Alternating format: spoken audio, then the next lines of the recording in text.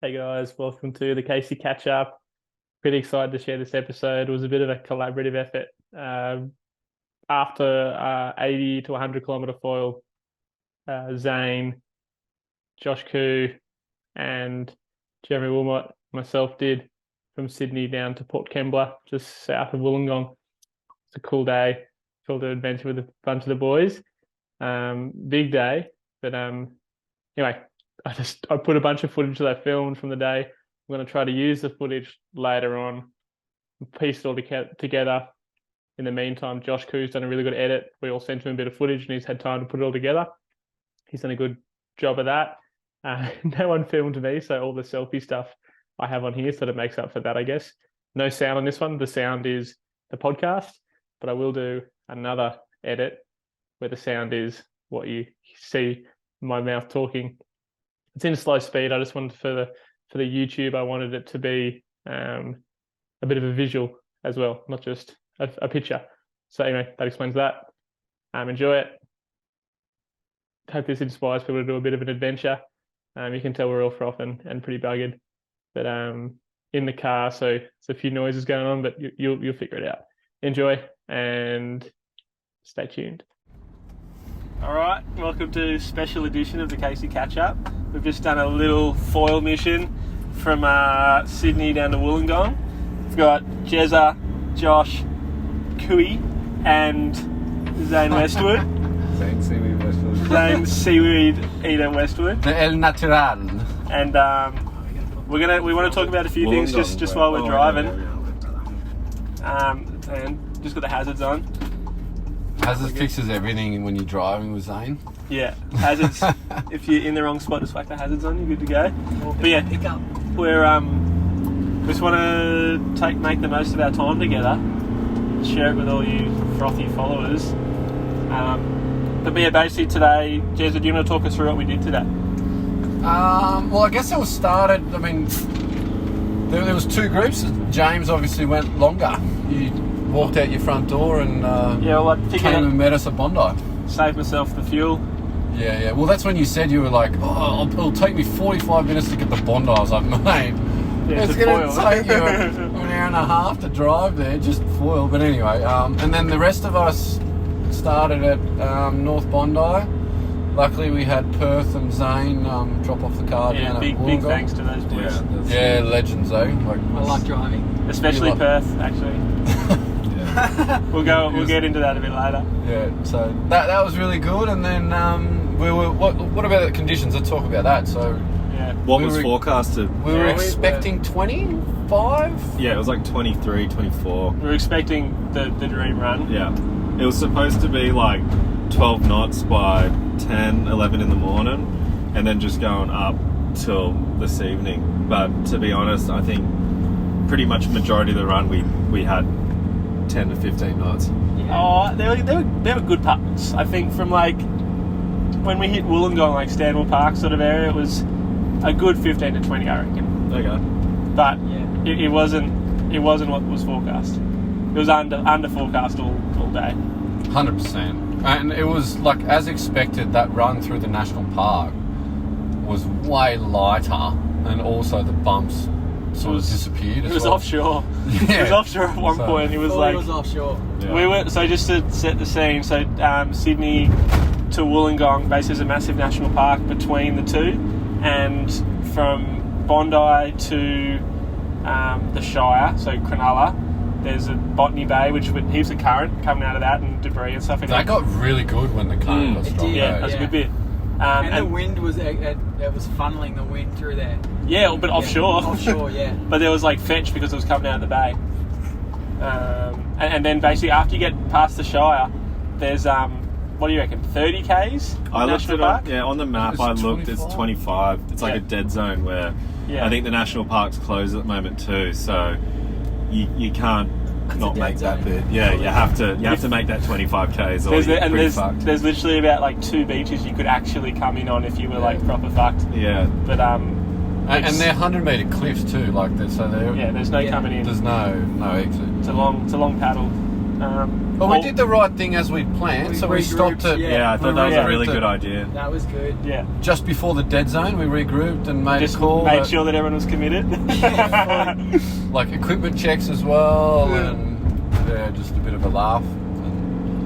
Oh, we should mention before we get into that more, Perth joined us for the run. He dropped a car. Rest in peace, mate. Yeah. So this is the golden rule. Try the gear you're using before you do any run, let alone a 80k, 100k run. Perth decided he's going to use a brand new board, a brand new foil, and he didn't make it past Bondi. So it's proof, doesn't matter how good you are, Yeah. the gear matters as well, like, and knowing your gear gotta as know well. your Yeah, gear well. and Know your I equipment. think what fucked him, I just got off the phone to him, was the mast position. He said that it was so far back that he just couldn't get it Going. Yeah, get it going.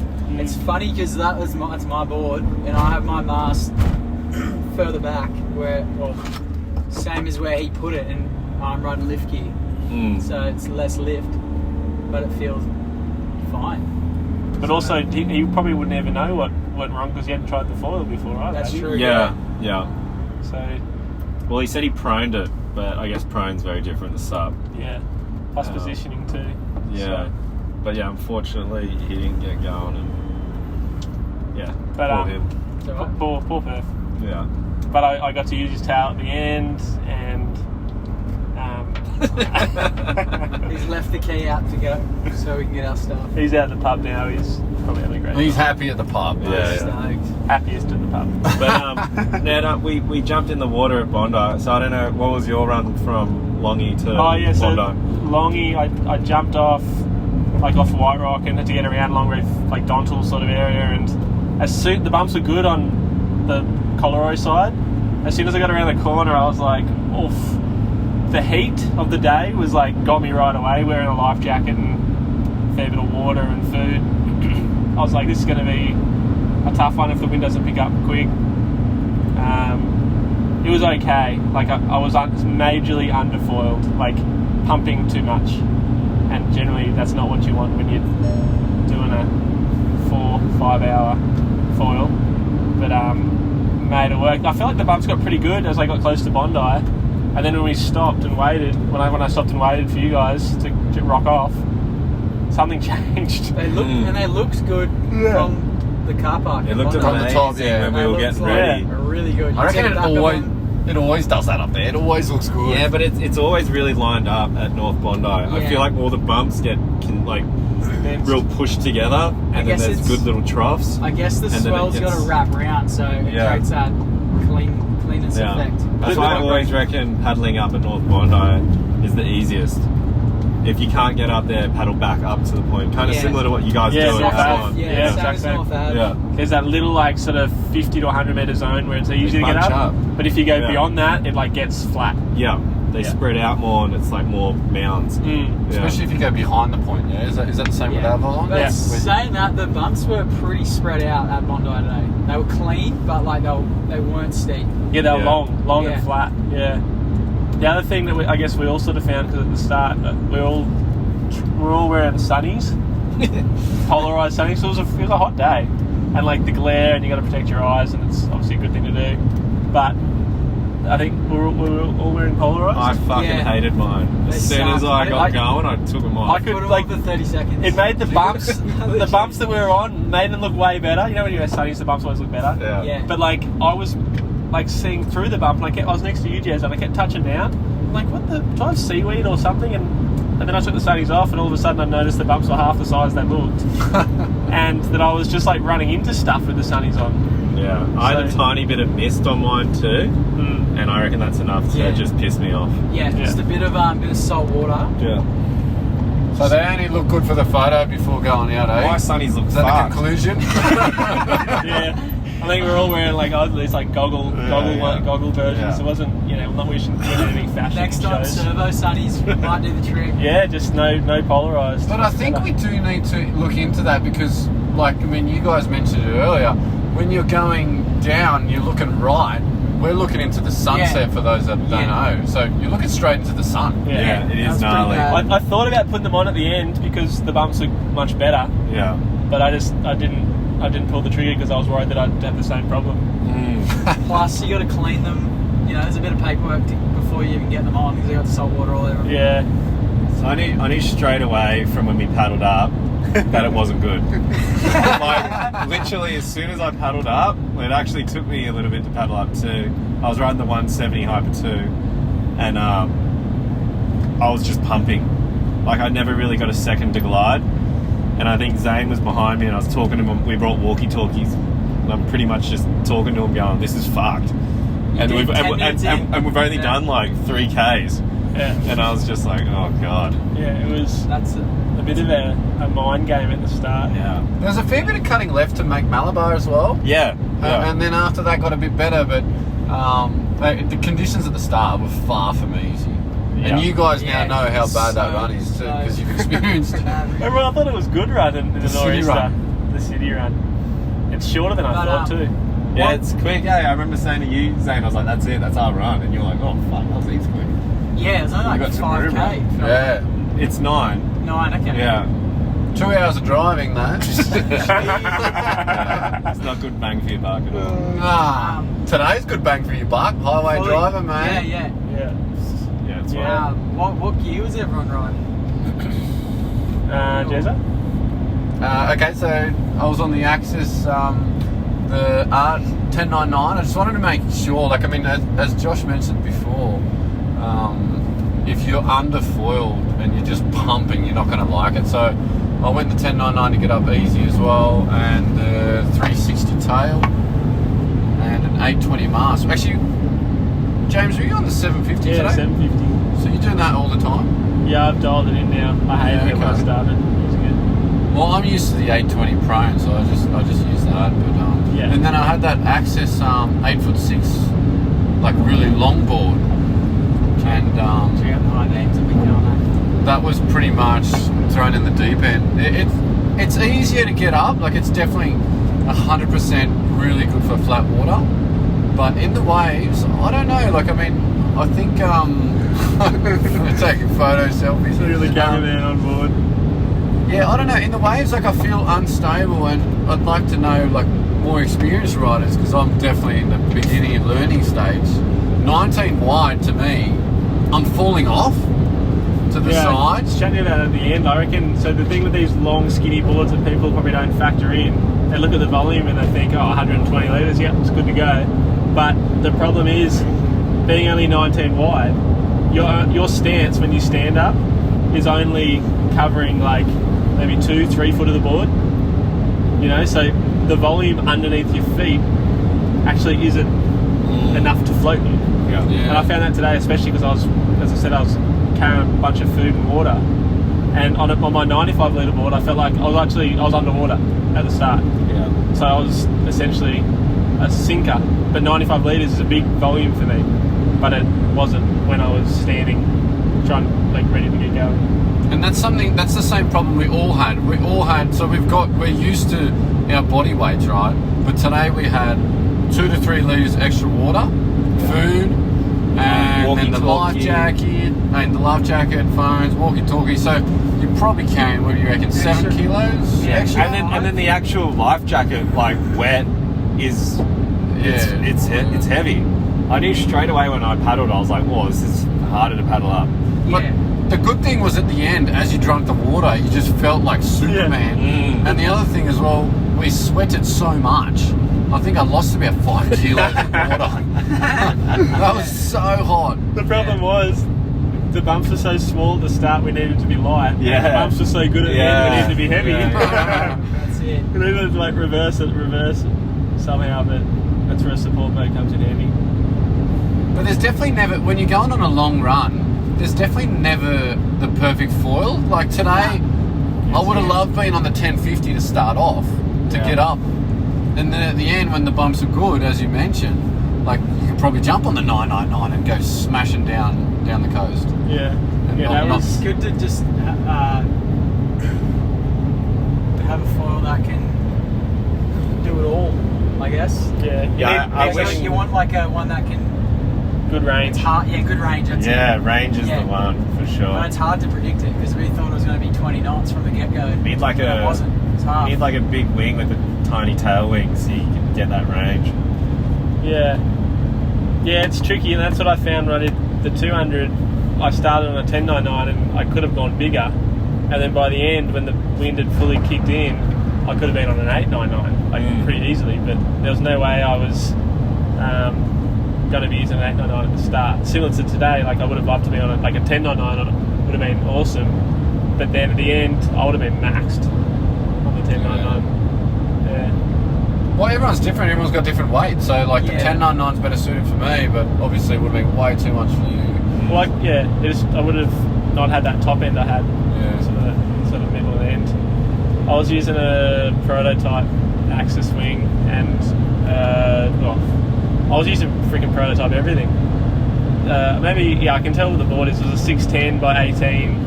I guess it's like a new Sonova Aviator.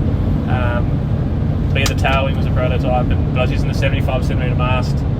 And at the start it was hard work. And as we got going, it was feeling good. I did a couple Ks trying to go as quick as I could. I did a 159. I was pretty stoked to get under the 2, like with like 70 Ks in the legs. That's sort of a different challenge. Cramped up a couple times. The last section, you were bloody going turns. Yeah, I was wild. Yeah, I was tuned in. Cramping up.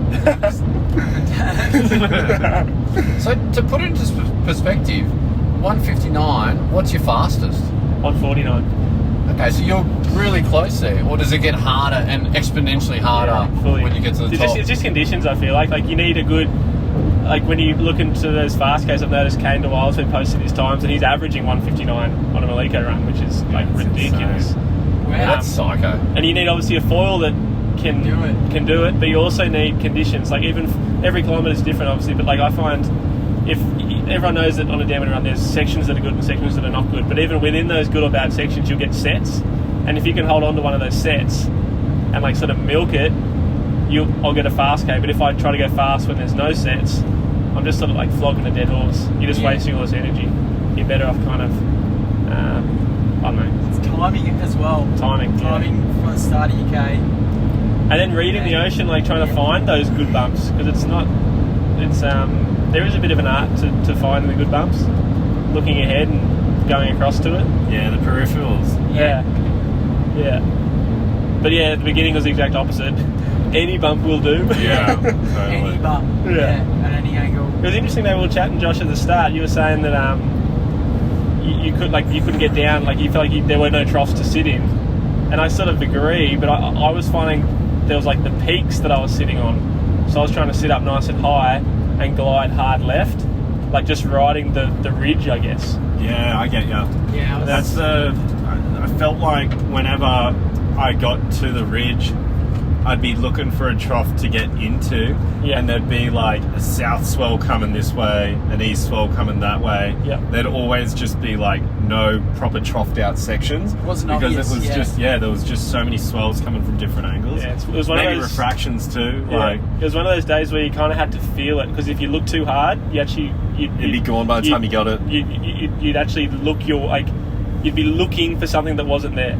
Yeah. Whereas if you just sort of tapped into the feel of where the energy was in the bump, and just sort of forgot about what you're looking at, and just sort of more angled for like direction rather than a trough. I definitely noticed that, like with a few decisions I made, I'd be like, I made a shit decision, but then all of a sudden my mast would rise up. I'd be like, fuck, something's pushing me along. Yeah. You know? And then that's when you got to like look for those little nuggets. I was riding the 170 Hyper 2, a little 13-inch tail, 75 masts, and then my Sonova 6.6. I kind of wish I was on a bigger foil. I think that was my first big run.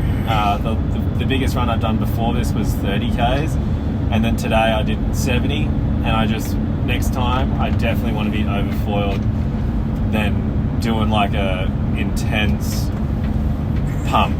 Yeah. I'd rather be kind of like, gliding that little bit more on little wind bumps versus like hunting swells and pumping in between. Yeah, so the contrast to what Zane and I were doing today, we've done a couple longer ones now, and we were trying to sort of test ourselves, I feel like. Yeah. What were you using, Zane? I was on a high spec 120, 75 mast, 7.2 Sultan from Amos, and then Cane DeWild Marlin tail, which is 13 inches wide. Yeah, heard good things fast. about that. Hey, and it's quick and it's good. And I do a bunch of shimming to it that makes it more efficient as well. Which I was going to actually take out for the run, and I was like, no, I'll just back myself. And the pumping is like really, it's not like heavy pumping. You can like tap it really light, so you can actually be very efficient. I guess that's just from tuning it over time. But unlike Perth, Zane tried all his gear before. what are you tuning? So I put a degree base plate in the front of the bolts. Yeah.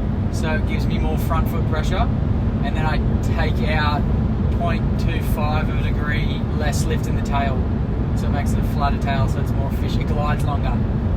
And you reckon that sort of balances it out, huh? Yeah, it does. Like today, I was gliding. I was just milking it as much as I could every bump, like at the start especially. So that helped. But if I took the shim out, I was like no shim, it would have been a lot more draggier. Back-footed? More front-footed. Front-footed.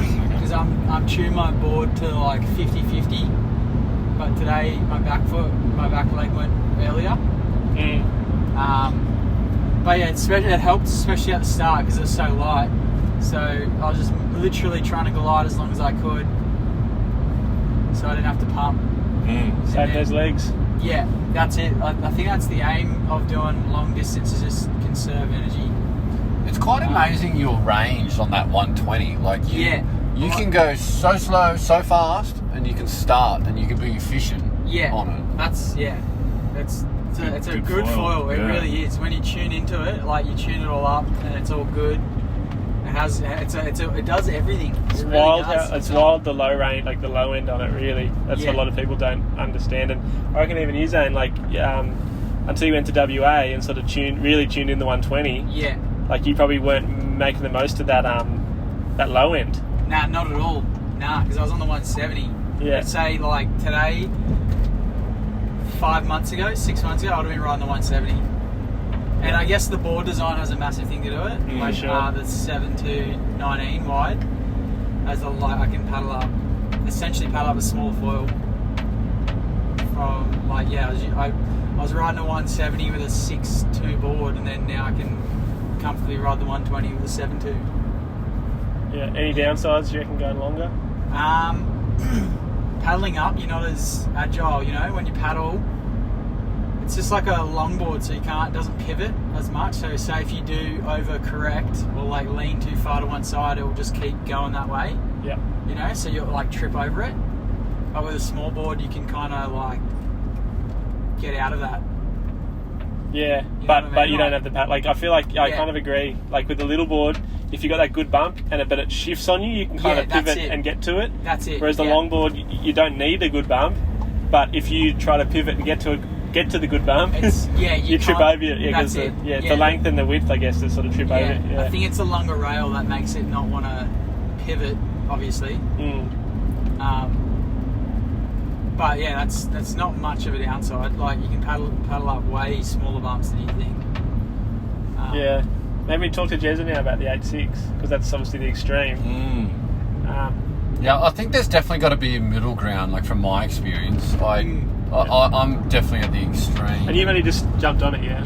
That was my first session. But in all honesty, when I was going straight and the bumps were good at the end, the length's not an issue. Like it was fine. It turned pretty good. For me, it was I'm not getting the efficiency and the speed of the paddle up because I'm not balanced. So if I was better balanced, I'd be able to put more power into my stroke. Mm-hmm. So I've sort of gained in speed by being narrower, but I've lost in power. So overall, it's debatable how much better it is to get up. Yeah. If that That's my experience. I feel like the more you get comfortable with the board, though, the more power you get. Yeah, you know? Well, that's kind of that. What you just described as it was exactly the reason that with Marcus and I, we brought out the Pro and the Elite, and the Pro was that at the time anyway. Amazing how things age, but like at the time, the Pro was that middle ground of a bit longer, a little bit skinnier, but not so skinny that you don't have power. Whereas the Elite was skinnier again, so that you wouldn't basically have the two options. So you progress to the Elite after putting your time in on the Pro because it's got that more the extra width, so you're more balanced. You put the power down. But what I've found is there's like anything over.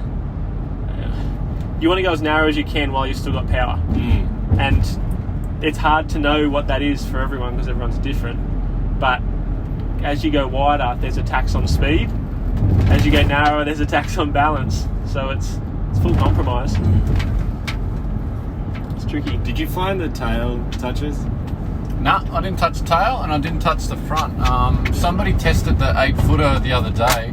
They said they touched the nose. I mean, this was not an issue that I had. So, the first thing I noticed when I rode your 7.2 Salt, I was like, I was touching the tail a bit today because it was going so slow. Yeah, I was touching the tail today on a 610. Yeah, right. But when the wing's at its optimal speed, it doesn't even ever touch. Yeah. But something that was like clear as day was that when you got these super long boards, you touch down, you're not going to drag and like have a suction cup. Like I was popping up, like no issues. Like I never really like touched down and then fell off today. Like that never happened because I popped back up. The long skinny boards when you touch down, it's like amazing because the board's so skinny, you hardly notice it.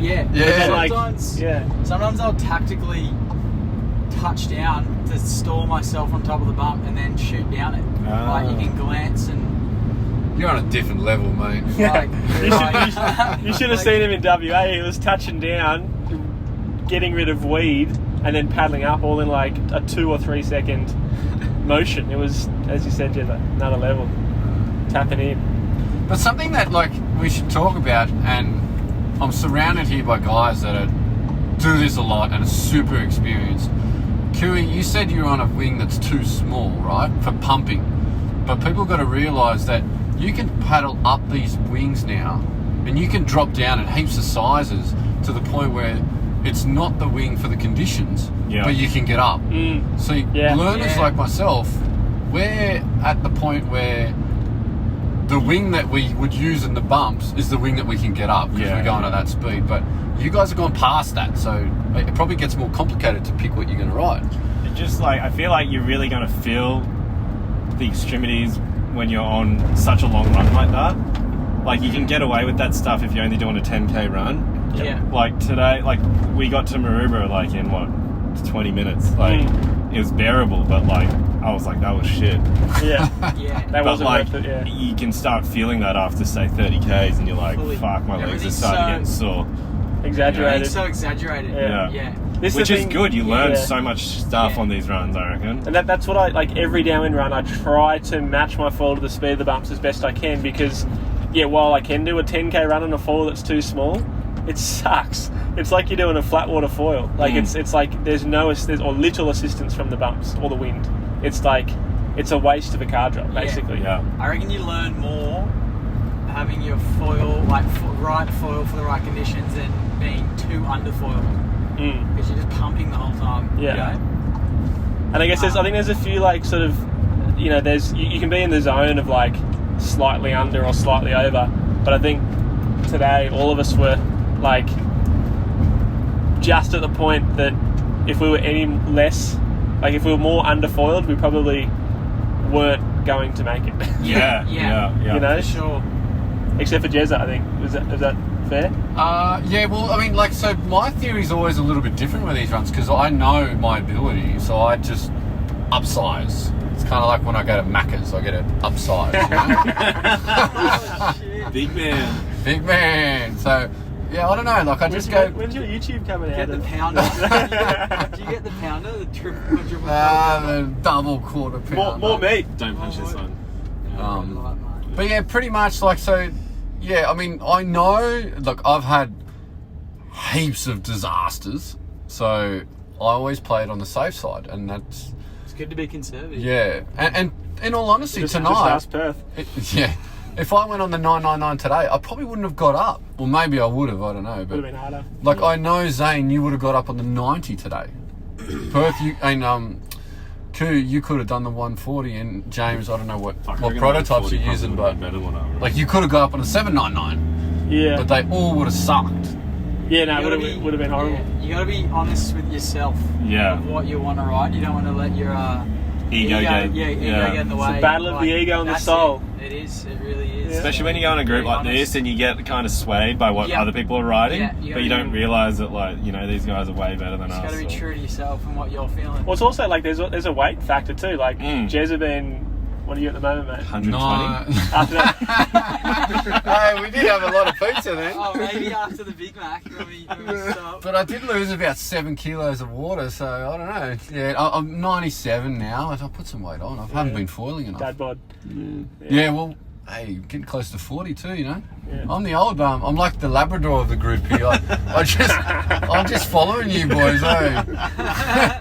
And I'm just puffing and my tongue's sticking out of my mouth, like behind you. Yeah, hard, dude. Yeah, you don't do 80k downwind. I don't think you're a loner. Freaking mad Yeah. dog. Oh, can we talk about Zane's walkie-talkies and how? Yeah, like, let's do that. How we want them to work. Well, we're just saying we want to be safe and we want it to, like, So, you know. this is the second run we brought walkie-talkies, and they just come a nuisance. Yeah, mine Like, was, they're mine good was at the hitting start. me in my face. They're good at the start, but when you get a bit of water on them, the water gets on top of the speaker and it just sounds shit. You can't hear anyone. But I don't know. I think the range on those ones we had today weren't that long. Like my other ones. Well, Cooley was about 30 k's out to sea, so Yeah.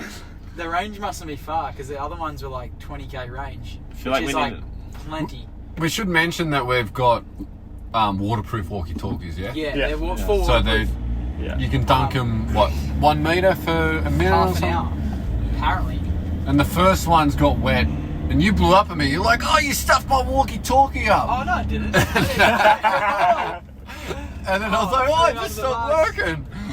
And then was- your one went as well after First too. one, I was just going, Jezza, what are you doing? Bloody, the Like an Labradors, hour. buddy, shoot through the bloody walkie-talkie. Just biting the batteries.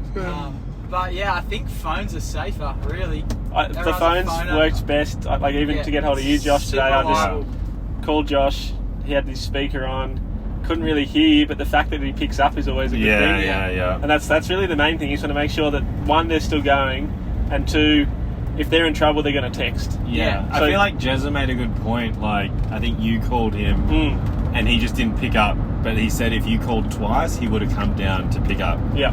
Which I think is a really good kind Good rule, of... We should yeah. say that. That's good. great- that's a Yeah, I great thought that was rule, good. great, Yeah. And then 3 calls is like, something's wrong. Mayday. Yeah. Get to be careful, you don't pocket dial. Huh? Well, Yeah, but yeah. the thing is, like for you guys can come down and get back up super easy. So maybe you do answer on the first call. But I know that Well, for I usually, me, I would struggle. as you get do it more. Like Zane and I always chat on the phone. Not always, but we chat on the phone like up on foil. Yeah. That's Yeah, sick. that's what Yeah. we're doing today. Yeah. Like you called me and it probably took me 10 seconds to get it out. And then Yeah. Siri's a good thing though. You Yeah, just tell yeah. Siri to call someone. Yeah. I just you know? I just said, hey Siri, call Zane, and it. But yeah, Did it. that was good because we were like, oh, you were like, how you feeling? And I was like, oh, I'm gonna go easy another half an hour before I could come down. And then I just set an alarm on my phone for half an hour. Did you? Yeah. and Well, then up on. Oh, hey Siri, set one for half an hour. yeah, and then you Sick. called me like a minute before. Yeah, I was So- ready, mate. So on the clock. it worked. So you did, I don't know, you just set times. And then we came down, but Well, I went really far in, so then I had to cut way far out to sort of find Zane, and then I could see him, and then we'll keep going, and then I just sort of.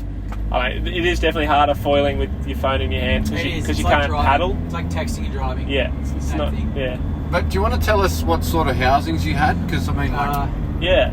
you had it accessible, yeah. Yeah, I had it attached to my in my Vicovy life jacket, like the zip, and then like a lanyard on it, Yes, and it's just this case called the Catalyst case, and it's They're great. they're good. The touchscreen works really good. I can I don't know, they're good, huh, Zane? Yeah, they're fully waterproof. Like when you talk to Siri, it picks up. I don't know what it's like talking to you guys. Does it sound like I'm in a bucket, or does it sound pretty clear? It was okay. Yeah, when I was chatting. It's good enough. Yeah, it's not like if I'm on land and I'm chatting to someone, they're like, "Are you like in a freaking glass box or something?" Yeah, that's like, it. Yeah. But on water, you sort of expect that. Like we were chatting and it was fine. Like I could hear everything you said. Yeah. Like Josh, on the other hand, I couldn't hear what you were saying. Yeah, but I had my tunes blaring and like... Yeah. What? I could hear what you were saying. Like, you were like, oh yeah, like I'm near the tanker. Yeah. And then I was like, oh, I can see the tanker. And then I don't know if you heard that. Nah, I but didn't. then, yeah. What I just music heard were Bob you Dylan, I listening think. I was listening just to kind of like all my Triple J playlists. to? Nice. Yeah. What's your favourite? What did you vote for? I actually didn't vote this year. Yeah, neither did No. I. But But now the tunes got me through. I Yeah, like the tunes. definitely, Keeps me that's it. occupied. Yeah, that's it. Because I didn't see any of you guys the whole run. Well, your mind, I find like It parts of wanders. it, your mind's just like, oh, is it going to get windier, or am I Yeah. going to make it? There's so much head noise for a I bit. had crazy So- head noise the whole time. Yeah. And then, like the middle part, it slowly was getting better, yeah. but I was just still averaging the same because I was just conserving energy. And then when we came down and then went again, the last bit, that's when I was like, it was like a race pretty much. Mm. Were you racing? We're going as fast as we could. You guys are always racing. No, you know when I'm racing, mate. You were on my fucking tail for like 10Ks, mate. I was filming you. Yeah. Oh. Oh. I was. You were I, nah, scoping my line out. just so everyone knows, Southern the Zane got me today, but I think my average speed was higher. But Who's counting? What Who's was counting? your average? 23? 25. Mine was 23.6, yeah. You were But- faster. But you had weed for ages, I reckon. Yeah, I had weed for like So is that- is it- 15K. Zane and I were like pretty much like at the beginning from Bondi.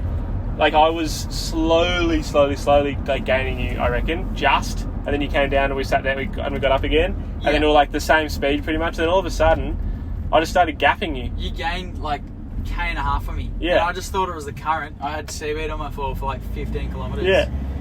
And it wasn't enough to like notice, like it wasn't that noticeable. It was just like my average was slower than it would have been. Yeah. Because I should have been doing like at least easy 220s, and I was doing 230s. Yeah. And I was like, oh, that's just the current. All right. But like back on the current wasn't affecting me. Yeah, I know. So You gotta, yeah. Sometimes it's good to compare yourself to others if you're out there and you, or especially this is more race stuff. But if all of a sudden you're dropping away from someone you were sticking with, Something's going on. probably weed. yeah, Bloody yeah. seaweed. And then I copped a massive bit of ribbon weed at the end. It was like the West Coast downwinder. it was like 5-year-old's bike handles. Stream of day. I hit a proper stick that went like dong, but it wasn't like a log. I just missed a log. It didn't buckle me off, and mate, I was like, oh, it didn't sound good, straight on the mast. You guys didn't hit any of that? There was a lot of debris out there from the rain. I ran over a shark. The tail literally flicked up. Do you know what shark? How big? It would have been a little hammerhead. Little hammerhead. Yeah. Okay. Yeah, Little puppy dog. yeah. They're alright. It's the bigger ones. Did it turn back around and like come see you after, or it just pissed off? No, straight no. away? Did you fall off? No, I didn't come off. It was Yeah. good. But like when we went through the heads of Botany Bay and all that brown water was pushing Yeah, out, the currents. I was like, I don't want to fall here. Yeah, I was the Yeah, same. me I too. don't want to fall. Yeah. Like that's where the bull shark's gonna be hanging. Yeah. Yeah. Like, Oh, did you see the video? At Lapa, literally yesterday, they caught a 2.53 metre I bull think shark. it washed up on the beach. Yeah, but that's because they pulled it up on a boat, Yeah. and it was half heaps dead. in there. There's heaps, eh? Heaps I in think Botany. that was on Sunday, and then it got washed up 2 days later on Tuesday. They love this time of year because water's warm. So Yeah. warm at the moment. Yeah, they love it. Actually, Pretty much any estuary, they love it. Like Pittwater, there's one that washed up last year. But we're definitely in territory where the big ones are. Like, we were so far out to sea. I mean, Cooey, I reckon you were like 15 k's out to sea. at least 10, I reckon. At least 10. Easy 10. So I off like the dead zone started getting severe cramps. So my tactic was come down, eat all the treats that I had in my pocket, and just kind of wait. What were your treats? I had like those protein bars, and then I found some old like glucose gels. Oh, that's so good. Are they just in there? Yeah, like I think they were in there from like the longy run that I did. $20 note. And For the survey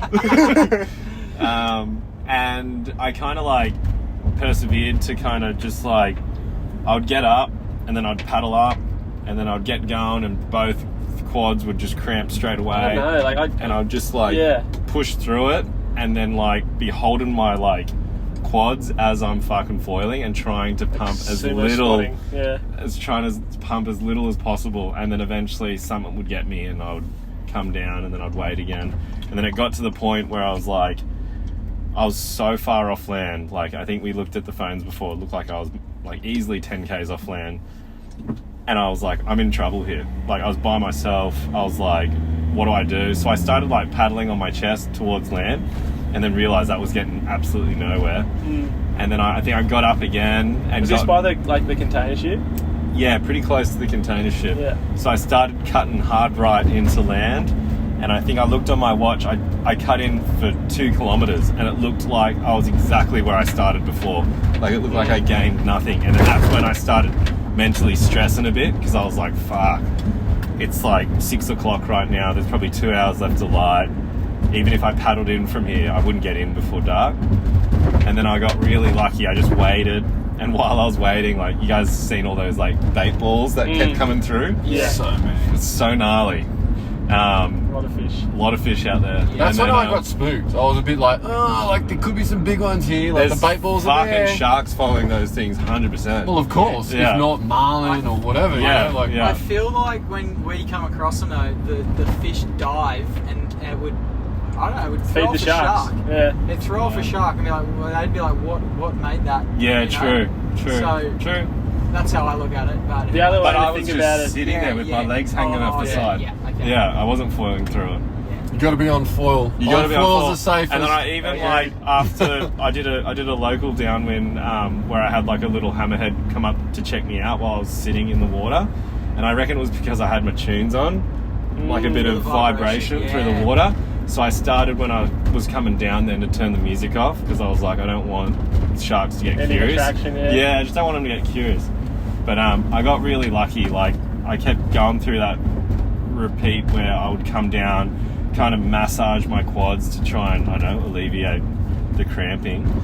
And then I just got up one time and then like I just went right and started making my way to land, and the legs weren't hurting as much anymore, and then all of a sudden my fucking arms started cramping out of nowhere. And then I got like maybe a K or 2 off the coast, and I started mentally settling.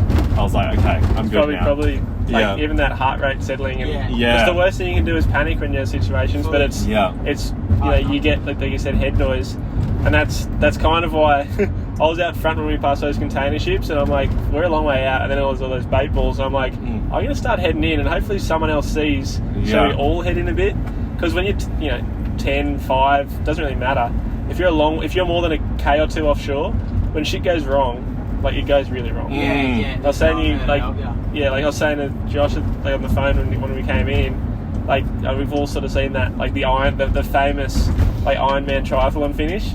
People like crawling across the finish line. And I'm like, Josh, you can't put yourself in that situation when you're downwind foiling, because it's freaking water. Like your body can't shut down. Yeah. So it's tricky. Like I guess I definitely learned something then, that like, exactly that. You don't want to push yourself to that extreme, but then also you need to just rest. Even if like time's against you, it's kind of worse to push through it, because the cramps won't go away unless you kind of rest maybe for 10 minutes. That's what I kind of learnt just then.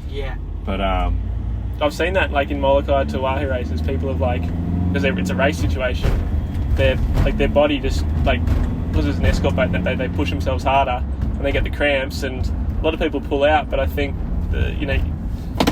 those that usually the Aussies who've spent a lot of money to get over there, they'll just wait and see how long they can go. Like get the salt in them, get the water into them, and usually they come good. You know, if you can, but you just got to stay on top of it. Like Joshua was your first sort of longer one, over 30 k's, and if you're thirsty, it's too late. That's it. If you're hungry, it's too late. You've got to So like I was pretty much thinking every half an hour from when we met off Bondi, so I was already like an hour in or 45 in.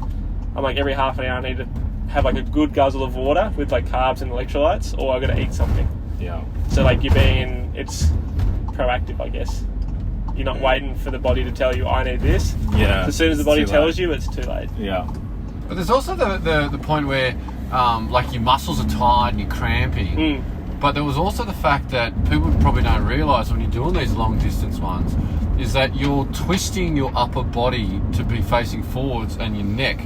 And my neck was sore at the end, and I was like, I don't know if I can stay in this position much longer because like the neck wasn't cramping, but it was just really uncomfortable. Imagine sitting sideways on your computer desk for 5 hours, like completely sideways turned at 90 degrees. And that's what we're doing. Yeah. I feel like we can get away, like say ocean downwinding, you like there's no downtime, but a foil you can glide for a minute, you know, you recover, like do these small recoveries. So like there was sections where I was pumping for like felt like 10 minutes. There's not much gliding, and then I'd get a good section and I'd glide for a minute, and you'd recover a lot in that minute. Yeah, you'd recover heaps. So that like you just milk it, and then towards the end I was like really tired, but the bumps are really good, so it was fine. Like you could just stand there. Yeah, and, that's something you don't get in any other sort of downwind paddling sport, because if every stroke propels you forward, and like even if you get on a good bump, it might go for 10, maybe 20 seconds on a really good one, on a stand-up anyway. Yeah. On an outrigger or surf ski, I know they get sort of maybe a minute, but like on a foil, you can glide for 2, 3, 4 minutes in good conditions. More really. Yeah, well, like if you're connecting the bumps, you're only pumping, but it's not strenuous at all. It's like just a real tap, and then you're on. It's like a kid getting an ice cream when you get those runs, because you're just re-energizing yourself. Full dangling the carrot. Oxygen's coming back up. Yeah. Your heart rate's dropping, and then you go back into that lull where you're just pumping. You're like, oh, give me another one. Yeah.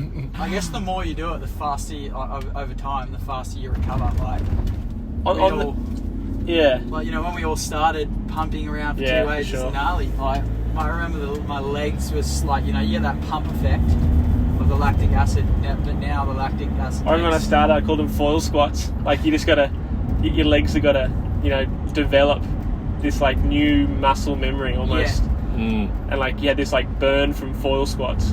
But they were just pumping.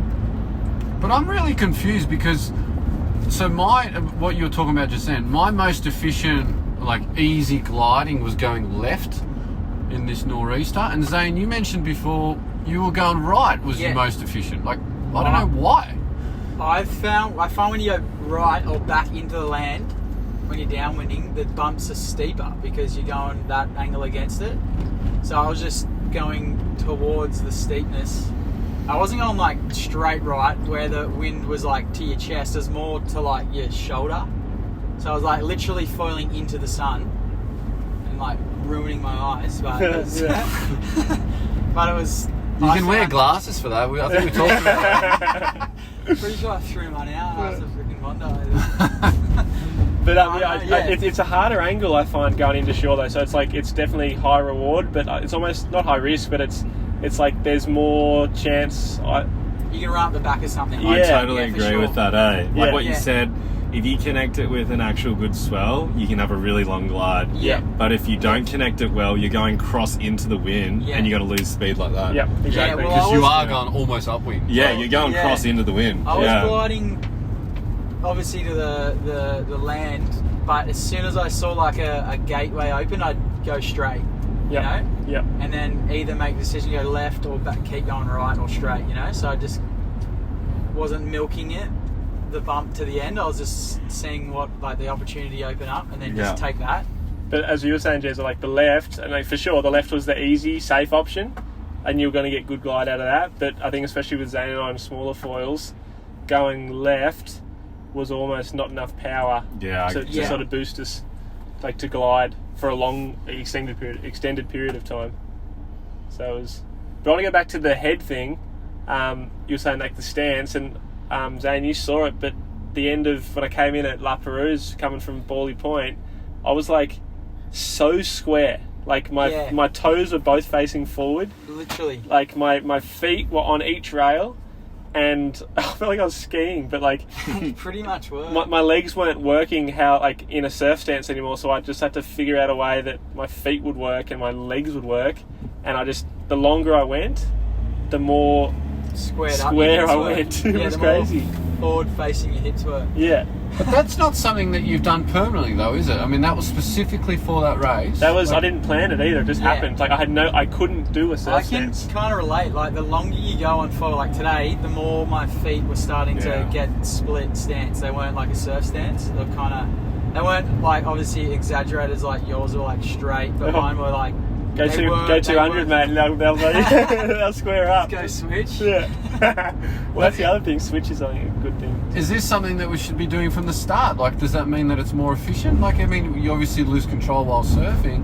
Why are we not doing this from the start, and why would we be doing it at the end when we're tired? I think because you're making up, like you're trying to counterbalance the muscles that are getting sore. So you're trying to get in a more comfortable position. I was also like majorly overfoiled at that point because the wind had come up. So I think it lends itself, like more to that. Like if you got, I was trying to keep it down. And your feet would have been like tingly because like there's so much pressure on them. But like today, my feet were sweet. They weren't. I didn't get any type of tingle in them because it was. Just before we stopped the last time, Zane, my feet were getting a little bit of tingle going on. Like dead, like I couldn't feel my back foot especially. I kind of wiggle my toes every so often when I like think about it. Yeah, you know, I just kind of the blood flow. Kind of like you just scan your body. I do that every 10 minutes. It's a good call. You just scan your body and just think like see what's sore and then you can adjust. Yeah, it's a really good tip. But definitely took a while to tune into it because over time you just forget. So it's good just to re-center and then I find my feet were super offset today because I knew we were going for the long, whereas like if we're doing like a shorter run and the conditions are good and I want to rip turns the whole way, I'll be in a surf stance. It just depends what you want it to do. Like I don't think I did many. I only did like a few turns right at the end because I felt like it was pretty lined up for me at the end. Yeah. But like the whole way, I was pretty much just making decisions going left and right. I wasn't doing cutties. Just trying to be as efficient as you can. Yeah. But did your foot go numb? Like mine's completely numb. No, it didn't go numb, but it got tingly. Yeah, it got tingly for sure. Yeah, that's when you know you're going a longer distance. And I definitely found the more I got into the run, instead of pumping, I was just doing paddle pumps. That helped. Spreading the load. That helped me heaps. Yeah. When I started doing that, because my both quads were cramping, and I was instead of doing a pump, I'd just do a lunge forward and flick. That's the plus of having. And that was huge. That helped me. Yeah, there's some good videos of Jeffrey and Finn Spencer doing that. I think in flat water stuff, and instead of pumping the board, they just paddle, and they're just standing there. And they just paddle and they get extra speed doing that rather than... It's pretty insane how much speed you get out of it. Yeah. Because I feel like it's the Javelin effect where like you're using the paddle to plant down and then unweight yourself. Yep. So you're using your arm. That's probably why my arms started cramping. Because you're using it to unweight yourself so the board can reset and come back up. Yeah. Yeah. Or you're hinging as well. So that power... Like I'll paddle pump when I want to go up and over a bump, and I'll plant my paddle at the top of that bump and then pull myself through it. You know? Yeah. It helps a lot. I think if you're doing that more as well, you should think about using maybe a slightly longer paddle. Yeah. Fully. Because like today I was using a pretty short paddle, and I only really did the paddle pump when I was low, like about to come off for basically. It was like a saving. Yeah, it was like almost another paddle up, basically. Yeah. You know, it was like to save myself. And what size paddle were you using? What square inches is everyone on? Oh, mine's a Sonova one. I don't know what the size is. It's like probably 85, maybe 90 at the most. Prototype? Nah, it's just they don't have the numbers. It's just It looks like an 89 or 92. Yeah. Mine's 89. Yeah, 192. Yeah. And how high are you cutting them? Like, are you putting them at your forehead? You putting them at your nose? I'm going like 50 mil above my height. Yeah. So I've played around with it when I had a short one, like nose to eyebrow, and the drive is like way less drive when you're paddling. Yeah, if you're not getting low enough, Yeah. you lose all the power. Yeah, for sure. Like with a small paddle, my range of with a longer paddle, my range of paddling, I could look like 1.5 meters further and get to that spot. But with a short paddle, you can't get to that. Yeah. So say if there's a bump, say the bump's going past you, and then your nose is up, and then you start paddling, and then it starts running away from you. With a longer paddle, you can kind of run it down. With a shorter paddle, it's harder because you're not getting as much drive. It's a balance of cadence and power, I feel. You know, like with a shorter paddle, I feel I can get a higher cadence. It's going to get me up and going earlier. But if it's too short, I've got to hinge more, and basically if I don't hinge and have good paddle technique, I lose my power. Yeah. So that's what was happening to you, Zane, with the shorter paddle. You weren't getting low enough, especially when your boards start to lift off. You were only getting maybe half your blade in rather than the full blade. Yeah. So with a longer paddle, when you had that moment where you're getting up, you could still get your paddle fully in. And when you're getting up and you get a full paddle stroke, there's no drag on the board, so you get that's when you sort of, that's your chip in. Yeah. So it's... Yeah, I'm using a bigger paddle as well. I'm using like 105, so... Yeah. And that's Which the quick blade with the big angle too, isn't it? Yeah, I like it a lot. I like having as much drive as I can get, like power. Yeah. Because you're doing less strokes, but the strokes are like, you I know, go left it. more out of it. Well, the navigation. I had No, go again. Left again. I had a good go in West Oz. I borrowed a mate's paddle, and it was like so like it was so tall. Like it was probably 2 fists above my head. Wow. But like my mate goes, just try it. Like see how the length helps. And he was right. Like it's really hard to get that first. Straight now. It's really hard to get the first 2 paddles in.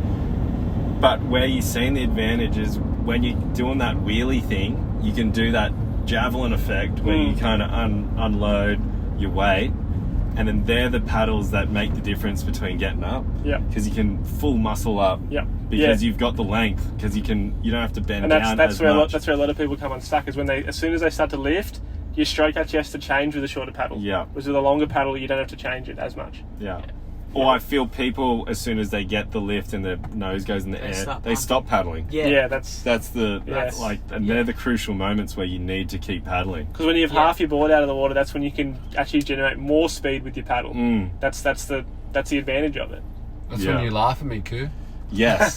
Yeah. Paddle more! And his board's literally on the 45 in the air, and he just stops paddling, and I'm like, "What are you doing?" I'm trying my best! And you see a lot of people do that. They get up and they try to pump away from that like half of a chip in. The foil instinct comes in. Yes. Just pump out. Yeah, the prone foil instinct. Yeah, that's where what you just want to it is. pump out. or the wing foil instinct, you know, because those 3 to 5 paddles after you're just taking off are the most important. Yeah. That's how you get the most drive and the most speed. And then you're up, and your board's level, and then you can pump. Which is all well and good until you snap your paddle by running it over. I did that in Fiji. It was devastating. You hit it pretty hard. Yeah. Yeah, we actually But you got to pay to play. Straight, right? Right. We had a little chat when we were off Cronulla, and I said, because I'm using a really old paddle, just like an old favourite, but it's going to break one day. And I was like, okay, boys, if one of us break a paddle, have we got a backup plan? And I said, if someone does, then whoever's going to get up, paddle up and then throw the paddle in the water, because once you're up on 4, you don't need the paddle as much, obviously.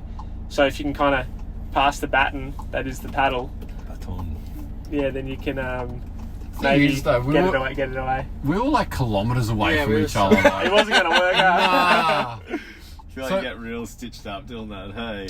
But the bumps at the end, you could prone paddle up. They were big enough to prone paddle. Yeah, for sure. And I'll back up like this hand paddle company, that Jordan started, like it's a good backup for us because you can go in your back pocket. Fully. I know it bounces around and it's extra weight, but it's a security blanket. Yeah. Even if you put them in the back of the like the camelback goes. yes, Yeah. you just chuck them in there, and then obviously when your paddle snaps, like you got to ditch it, and then you just get those out. Like you're not going to use it on a short run, your normal run, because you just paddle in, you go whatever. That I just wasted an hour and a half of driving, but when consequences are serious and you're in the dead zone, like backups are good.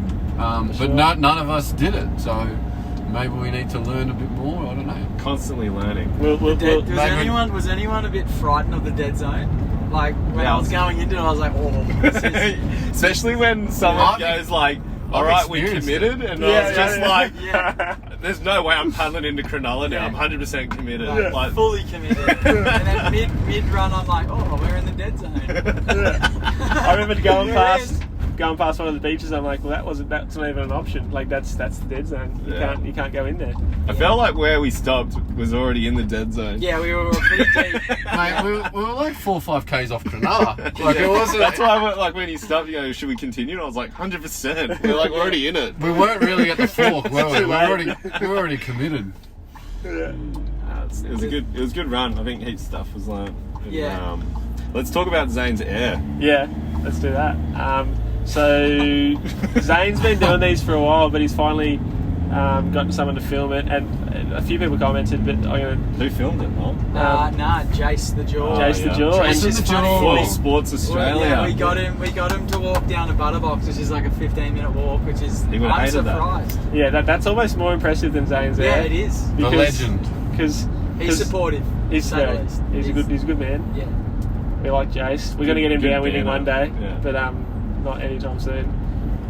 He loves the wing ding. He loves the ding. I seen on your comments you were riding a mid aspect or something. Yeah, I was riding a Surf 100, so it's just I don't know if it's a mid aspect. It's more, I guess it is mid to low aspect. Like the ratio is 6.4. Yeah, it's an older foil. Like it's. Yeah. And was that the plan, going out there on that? So I've just been playing around with the surf wings again. So I've been riding the 150, which is you can pump it. I can pump it for 3 waves, which is enough. And then the 100, probably like I'd be only able to pump it back out 3 waves. So within, if it was further than 3 waves, you'd come down. You're paddling back out. Yeah, so it's more of a surf wing. But it turns like unbelievably good because I've been on the 90, a longer wingspan, and it's so nice to just carve on. Definitely. I've been trying that air like that for a while. I've seen you land at least one. I've landed a few, yeah. Yeah. Which is at Merimbula I started trying them. Well, that was just how it clicked. Is I was surfing foiling a left, and then the right was coming back, and just like it was a section. I was like, oh, I'll try, and then it just started to eventuate. Do you do airs on a shortboard? Yeah, I can do airs. Is it the same motion? Sick airs? No, I'll do like air reverses. Air reverses. Not straight airs. What? But yeah. Can't believe you still surf. Hang on, so you can do air reverses, but you can't do straight airs? No, front air reverses are easier because you're rotating that way, so you're like projecting out from the lip. Wow. But I haven't done an air reverse in like over a year. Yeah. Since I was gonna say since you started foiling. But can I ask you, because I've seen you rip on the 90. Why did you specifically try and do the air on the 100 and not the 90? Well, no, I try them I've landed them on the 90, but that day I was just like, I'm going to ride the Surf 100 because the waves were bigger. Okay, so it wasn't like because you were on that floor that you did it. It was just it definitely happened. Seems like it clears when it engages back in the water. It doesn't want to buck you off. You can the 100 handles that better, huh? You can manhandle it. Like you can stay over it. And a big thing of doing these airs is like generally, like I'll be airing off the back, so I won't be landing in the wash. So it's like it's taking me a bit to figure out how to approach it and hit it, and then project yourself back onto the wave. Did you find when you first started doing them, you're projecting off the back of the wave too far? Always landing on the back of the wave. Yeah. And that was the situation because I used to ride heaps strap foiling when I was riding go foil for like months, and that was the same thing. And I just kind of was thinking about that, and I was like, yeah, you got to kind of go at a different angle towards the beach or wherever. Does it feel more like a chop hop, like a wheelie air almost, when you start it? You can hit it pretty hard, and it just like boosts you out. Yeah, so you see the steeper section. Yeah, and you pretty much like if you just on a wave or pumping back out, just ollie your board, and you'll feel that sensation of it. Like that's how you started. That's it. Yeah, just right. ollie, like pump out, and when you're just done pumping, just do an ollie on your board. Yeah. And you'll air out of the water. Yeah. Like, and then that's like what it got it going. Yeah, I feel like that's when I like come really close to hurting myself. You know what I mean? Yeah. There's definitely a lot of close calls of tacoing and. Yeah. But I find that's why I double grab. I grab the board. So if I am like off center, I'll just hold onto the board, so I don't. The foil's like away. I find like if I'm not gonna make it, I'll just hold the board and land. Well, I don't throw the board away because like that's where it can just go pear shaped. Yeah, that's where I guess from wearing straps and doing airs with straps to trying without, like keeping in your straps keeps you away from the foil. Yeah, that's it. So like doing your grab is the same thing. Yeah, so you just hold on.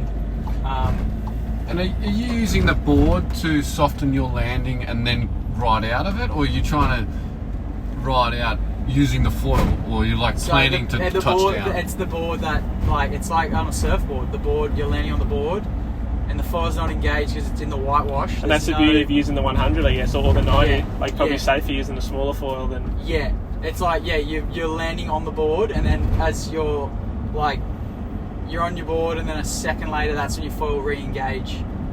Yeah, you have to sort of wrangle that thing back. You landed sort of pretty high in the turbulent water. Yeah, I was surprised I actually came out. I was like, I thought I landed too far back, and then it just pushed me through. Kind of doubled up, huh? Like it was, did, yeah. But Butterbox is a perfect wave for that because it has that section. Does wide. at the end, yeah, perfect. Actually, that whole wave doubled up. I watched it a couple of times. Yeah. I was like, oh, how's that thing? But yeah, that was super impressive. Got me all excited about surfing. Land one of those in the bloody tag team, and you'll. What tag team? Yeah. Oh, what? Secret. It's for everyone that wants to come. It's in September.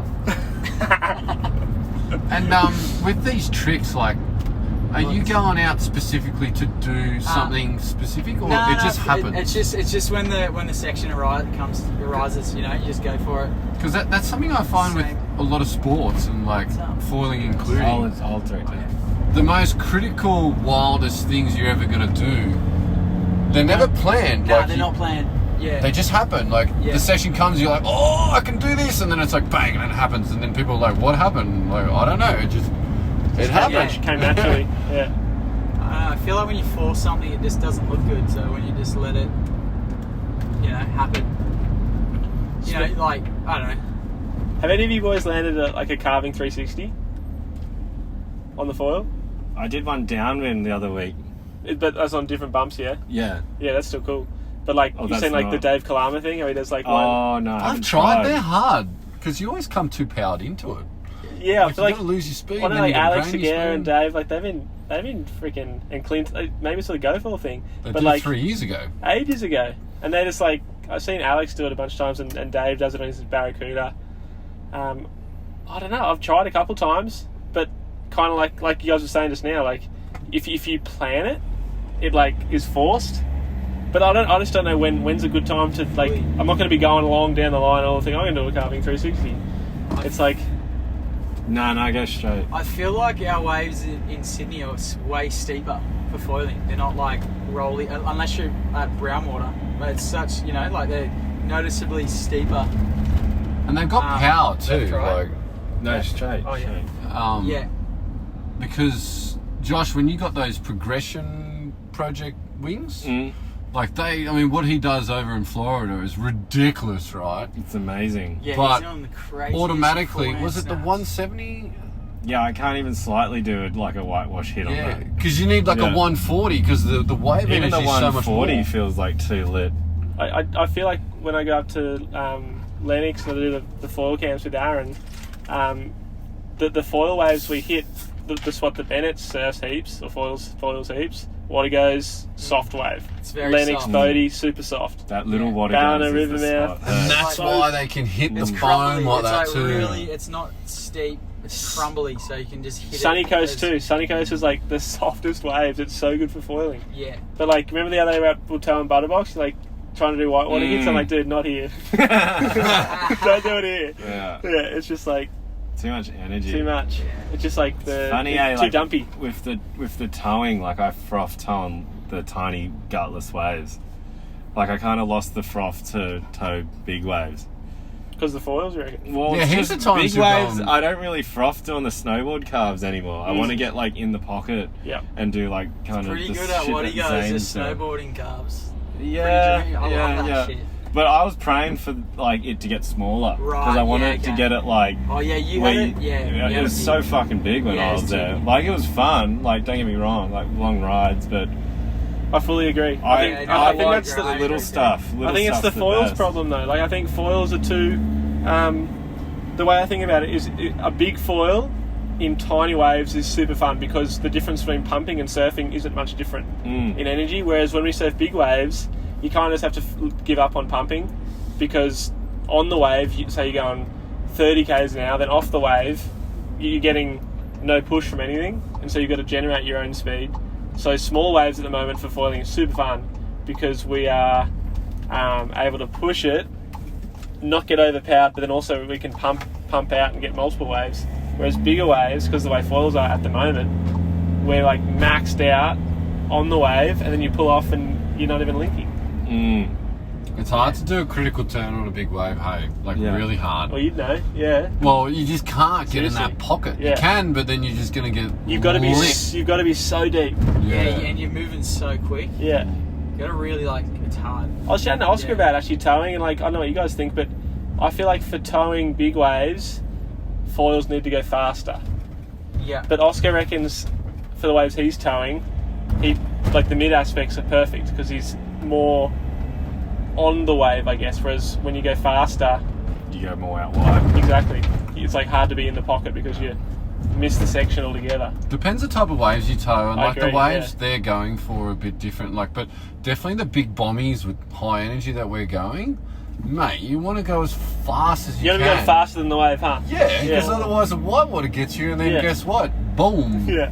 Happened to me the other day out back bommy. I Oh. was winging back bommy, and I was like 6-8 foot on my 90. Right on the low tide. Dude, I got It's heavy. flogged. Like Was that when you busted your wing? shredded my wing in half, and then like copped that, dragged me underwater for like 50 meters, and then the next wave I unbuckled and just let my wing go, and it went halfway down to DY. Wow. I had to chase it down. I got proper lit up. Like, Meanwhile, I'm coming around the corner thinking, "Where's Zane?" yeah. You've had a bad run on those D labs, hey? Yeah, the 2022s, it's all good. It's pushing hard. Yeah. They're super cheap, I'm told, or not? Well, I've lost This the is it, 4. yeah, I Jimmy. lost a 4 meter and a 5. Got the 5 back, and then this is my 3rd repair on the 5, and my 6 is getting repaired as well. Well, let's wrap it up there. D Labs, Zane's going through them. That's the We've garage. just arrived back to Perth, so we're going to see if he's home, but No, he's He's not having home. He's at the fun. pubby. He's at the pub. he's at the pub.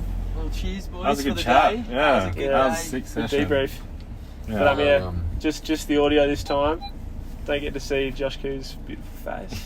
I'm gonna make a. Oh, It's alright. I got a Toe ball. toe ball. Big toe. gotta make a YouTube thing of that session. I'll have to put this audio to it. Maybe. Yeah, we can do that. Or, you got plenty. Josh was telling many Well, stories. everyone's out there, got sure. some YouTube, like some clips. We'll put it all Yeah, together. that's what I mean. do We'll put it all something. together and make like a Together. half an hour edit. Yeah, You stay can watch tuned. like a broken Josh Koo contemplating life. I want to see you sweat. I was wanna see you fully spit the gutted. dummy. I want to watch it myself Yeah. and see how frazzled I am. I want to see you spit the dummy. Yeah. Just- I didn't spit the dummy. I was literally just like, I'm fucked here. Like, Just- I'm so fucked. At least you weren't in the dead zone. Yeah. Just past the dead zone. That's Yeah. good. Yeah. Like he was still there, but he was that far out of the sea. Yeah, it's still a dead zone to me. All right, thanks for tuning in, guys.